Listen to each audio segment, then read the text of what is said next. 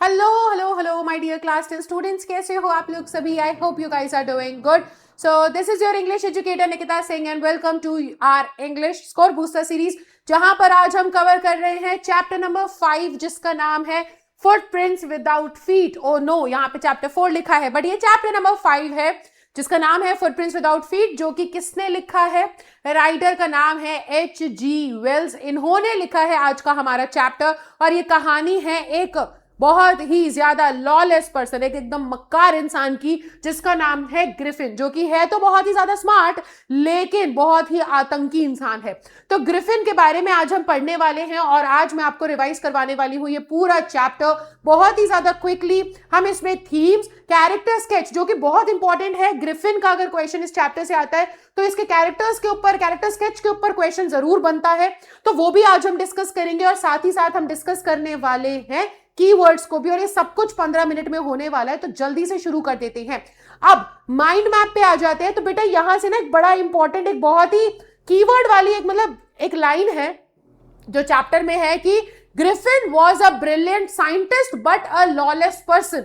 यानी कि दिमाग से बहुत होशियार, होनहार एकदम, ठीक है, बहुत ही बढ़िया साइंटिस्ट, उतना ही मक्कार इंसान, उतना ही बड़ा, मतलब आप कह सकते हो लॉलेस पर्सन, यानी कि कानून के अनुसार नहीं चलता था, आतंकी इंसान एकदम, ठीक है. तो वैसा क्रिमिनल एक्टिविटीज थी उसकी, ठीक है, हरकतें थी उसकी. तो ग्रिफिन के बारे में देखा जाए तो एक बहुत ही ब्रिलियंट साइंटिस्ट है और जो क्या करता है ना, जो कि इनविजिबल कैसे हुआ जाए इसकी डिस्कवरी कर चुका है. उसने कुछ तो ड्रग्स वगैरह, केमिकल्स वगैरह जो है वो इनटेक कर लिए, खा लिए, और उसकी वजह से वो हो जाता है क्या? इनविजिबल. अब यानी कि आप उसके आर पार देख सकते हो, लेकिन अगर आप छुओगे उसको तो आपको पता चलेगा वहां इंसान है, बट आप उसके आर पार देख सकते हो.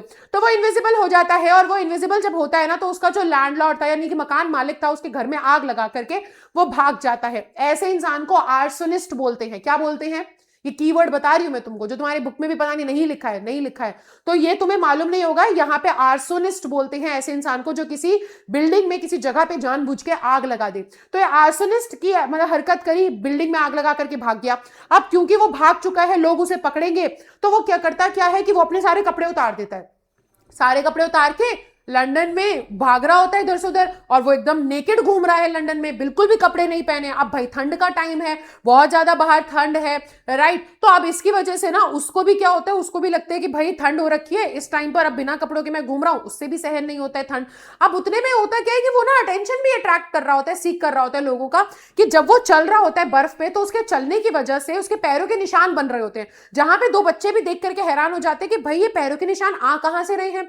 बन तो रहे हैं पैरों के निशान, बट बना कौन रहा है उनको? कोई शरीर तो दिख नहीं रहा है हमको. तो अब होता क्या है कि वो अपने आप को ठंड से बचाने के लिए एक ना बिग लंदन स्टोर में चला जाता है, जो कि एक बड़ा सा स्टोर है. वहां पे उसे कुछ खाने को मिल जाता है, कुछ कपड़े पहनने को मिल जाते हैं, और वो रात ना उसी स्टोर में चुपचाप, इनविजिबल तो है ही, उसी स्टोर में बिताता है. अब अगले दिन जब स्टोर के एम्प्लॉयज आते हैं, वो एम्प्लॉयज आकर देखते हैं कि यहाँ पर तो कोई इंसान बैठा है. कैसे पता चलता है उनको? वो तो इनविजिबल था. उन्हें पता ऐसे चलता है बेटा कि हमारा जो ग्रिफिन है उसने ना सारे कपड़े पहन रखे थे, उसने कोट वोट सब अच्छे गर्म कपड़े पहन लिए थे. तो बेशक आप उसको देख नहीं सकते, बट एक बॉडी स्ट्रक्चर तो पता चलता है ना, कोट वगैरह डाला हुआ है. तो इसी वजह से उनको लगता है कि यार इसके अंदर, हमारे स्टोर में तो कोई चोर आ गया है. तो वो दरवाजा खोल के जैसे उसे पकड़ने लगते हैं, वो दोबारा से भागता है हमारा ग्रिफिन बाहर, राइट. और भागते हुए वो दोबारा से अपने कपड़े वपड़े उतार देता है ताकि लोगों को पता ही ना चले कि वो कहां है, इनविजिबल हो जाए दोबारा. लेकिन अब देखो कपड़े तो उसको चाहिए ही चाहिए, तो वो करता क्या है, वो दोबारा से ना पहुंचता है एक ऐसी जगह पर जहां पर मिलते थे क्या, जहां पर मिलते थे थिएटर के कपड़े. मतलब कि आप समझो जैसे कि एक ऐसी लेन होती है ना. अच्छा, यहां पर एक इस लेन का नाम है, आप लोग मुझे कमेंट सेक्शन में बताओगे कि इस लेन का क्या नाम है. बुक्स में लिखा हुआ है कि आपको एक जगह दी गई है कि वो एक पर्टिकुलर एरिया, एक पर्टिकुलर गली में पहुंचता है. उस गली का नाम आपको मुझे कमेंट सेक्शन में बताना होगा. तो वो कौन सी गली थी? वहां पे जाकर के ना उधर ना थिएट्रिकल कंपनीज, जो ड्रामा कंपनी होती है, उनकी कॉस्ट्यूम्स मिलती थी. तो वो क्या करता है कि वो ना उस मतलब एक शॉप के अंदर घुसता है और जाकर के वो एक हैट ले लेता है, चश्मे ले लेता है, और जैसा बेसिकली आप यहां पर एक इमेज को देख रहे हो ना बेटा, ऐसे ही वो अपने आप को तैयार कर लेता है. अब क्योंकि आप समझ रहे हो इनविजिबल है, तो अपने आप को छुपाने के लिए उसने क्या किया, उसने ना अपने चेहरे पर पट्टियां बांध ली, बैंडेज बांध ली, चश्मे पहन लिए, एक नाक लगा ली और यहाँ पे विस्कर्स लगा लिए, ठीक है। तो इस तरीके से क्या करा उसने, अपने आप को ना तैयार कर लिया कि लोगों को पता ना चले कि अंदर से बॉडी इनविजिबल है, ऊपर ऊपर से उन्हें एक स्ट्रक्चर नजर आ जाए। तो ऐसे कपड़े पहन के अब वो नीचे उतरता है। अब उसके पास पैसे तो है नहीं, अब पैसे नहीं होते हैं तो उसे मालूम है कि मैं घुस तो अंदर चुपचाप गया इनविजिबल होके, अब कपड़े पहन के बाहर निकलूंगा तो मेरे को पैसे देने पड़ेंगे। तो यहां से उसकी ना हरकत पता चलती है। पहले उसने आग लगाई तो हमें पता चल रहा है कितना लॉलेस पर्सन है। अब दूसरी हरकत क्या है, दूसरी हरकत यह है कि वो अब वहां पे जो बैठा हुआ इंसान होता है जो कि कैशियर होता है उसको मारता है। उसे मारने के बाद उसके ना वो जो गल्ला बोलते हैं उसको हिंदी में, जो उसका बॉक्स होता है ना जहां पे वो पैसे रखते हैं, उसमें से पैसे चुरा के भाग जाता है। अब वो ट्रेन पकड़ता है एक नजदीकी गांव की जिसका नाम है इपिंग। इपिंग विलेज में जाता है। वहां पर ना एक लोकल इन, एक लोकल होटल टाइप का होता है, जो कि मतलब होती है ना, कुछ लोगों ने अपने घर में ही एक होटल खोल रखा है और लोगों को कमरा दे देते हैं। वहां जाके वो बुक कर लेता है अपना कमरा और वो एडवांस में पेमेंट कर देता है आगे आने वाले कुछ दिनों के, और 2 कमरे बुक करता है। तो अब वहां पे जो लोग हैं वो भी बड़े हैरान हो जाते हैं कि इस समय पर, इतनी ठंड के समय पर एक इंसान हमारे यहाँ पर एक कमरा बुक करने आया और वो भी इतना अजीब दिखता है। वो पट्टियां वट्टियां बंधी हुई हैं और उसने पेमेंट भी एडवांस में कर दिया है। तो वहां पे ना दोनों मिस्टर मिसेस हॉल जो हैं वो वहां के ओनर होते हैं, वो बड़े हैरान हो जाते हैं। बट उनको क्या लेना देना, पैसे मिल गए, अब अपना ठीक है वो अपना काम करेगा। तो होता क्या है कि अब धीरे धीरे ना वो लोग जो हैं थोड़े सी अजीब एक्टिविटीज होने लग जाती हैं। जैसे कि अब एक बारी हमारे मिस्टर नहीं, ग्रिफिन, हाँ मिस्टर ग्रिफिन, एक बार ही मिस्टर ग्रिफिन का जो आप कह सकते हो कमरा खुला रह जाता है। तो हमारी मिसेस हॉल को थोड़ा सा ऐसा लगता है कि क्यूरियोसिटी के मैं देखूं कि है क्या अंदर, क्या करता रहता है, पूरे वक्त दरवाजा बंद रखता है। तो वो जैसे ही उसके अंदर घुसती है कमरे के अंदर, तो वो देखती है कि बिस्तर एकदम ठंडा है और एकदम साफ है और कोई इंसान नजर नहीं आ रहा है। तो उन्हें समझ में नहीं आता और अचानक से होता क्या है कि दरवाजा होता है बंद और फिर ना उनके मुंह पे आकर के एक टोपी लगती है और एक चेयर उनके ऐसे उठा ली जाती है। तो वो सोचती है कि भाई ये हो क्या रहा है, हवा में चेयर कैसे उठ सकती है, ये कैप, ये हैट मेरे को आके कैसे लग सकती है। और वो डर जाती है और वो भागते हुए कमरे से बाहर निकलती है।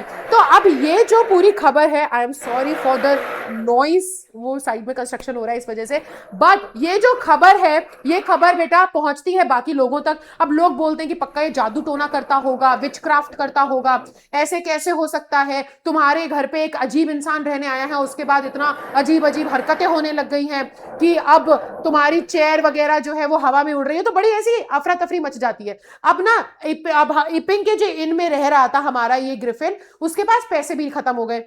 अब और समय रहने के लिए उसे पैसे लाने पड़ेंगे, पैसे उसके पास थे नहीं। तो होता क्या है कि एक दिन ना सुबह एक क्लर्गी मैन होता है जो कि चर्च वगैरह में काम करते हैं, तो वो एक आदमी के घर पे हो जाती है चोरी। और जैसे ही उस आदमी के घर पे चोरी होती है तो चोरी के टाइम पे ना पता नहीं चलता किसने चोरी करी, खटखट की आवाज आ रही होती है, पर जैसे दरवाजा खोल के देखते हैं तो उस कमरे में कोई नहीं होता। लेकिन उसी दिन, जिस दिन क्लर्गी मैन के यहाँ चोरी हुई, उसी दिन क्या हुआ कि ग्रिफिन ने ला करके मिसेस हॉल को पैसे दे दिए। तो यहाँ पे ना सस्पिशन जो है वो और ज्यादा अराइज होता है कि भाई हो क्या रहा है, जिस दिन चोरी हुई उस दिन इसके पास पैसे आ गए, इतनी अजीब अजीब चीजें हो रही हैं। तो पुलिस ऑफिसर को बुलाया जाता है, जेफर्स, उसको बुलाया जाता है इसको पकड़ने के लिए। और जैसे ही जेफर्स आता है तो होता क्या है कि अब ये धीरे धीरे ना अपने कपड़े उतारने चालू करता है, ठीक है, इनविजिबल होने के लिए। अब पब्लिक हैरान होती है, धीरे धीरे वो कपड़े उतारता है तो वो देखते हैं कि भाई शर्ट तो अभी किसी के बॉडी पर शर्ट थी, पर जैसे इसने शर्ट उतारी अंदर तो कुछ है ही नहीं, हवा है अंदर। तो अभी धीरे धीरे कपड़े उतारता है और इनविजिबल हो जाता है और लोग एक दूसरे के ऊपर जंप कर रहे होते हैं ग्रिफिन को पकड़ने के लिए।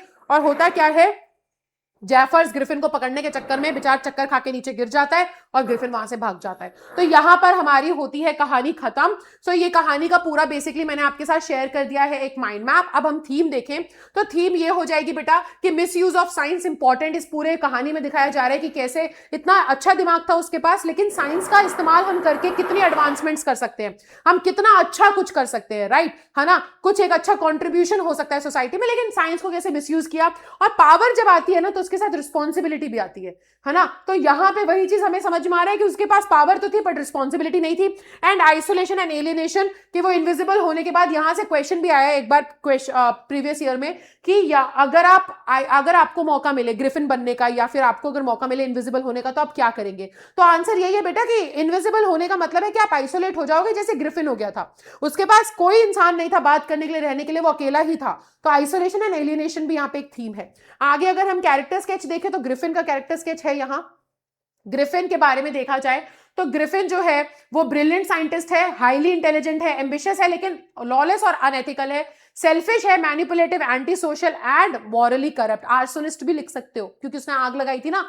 तो ये होगा आपका इंपॉर्टेंट कैरेक्टर स्केच। कीवर्ड्स अगर हम देखें तो ये कुछ कीवर्ड्स हैं जो आप यूज करेंगे, unethical, scientific ambition, isolation, due to power, science without morality. ये सारे वर्ड्स आपके आंसर्स में अगर आप यूज करते हो तो आंसर डेफिनेटली बहुत अच्छा बनेगा।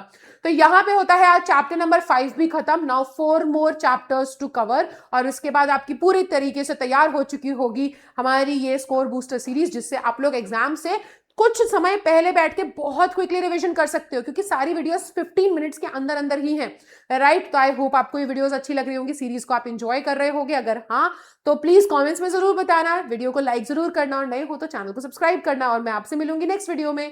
Bye bye guys, take care and thank you so much.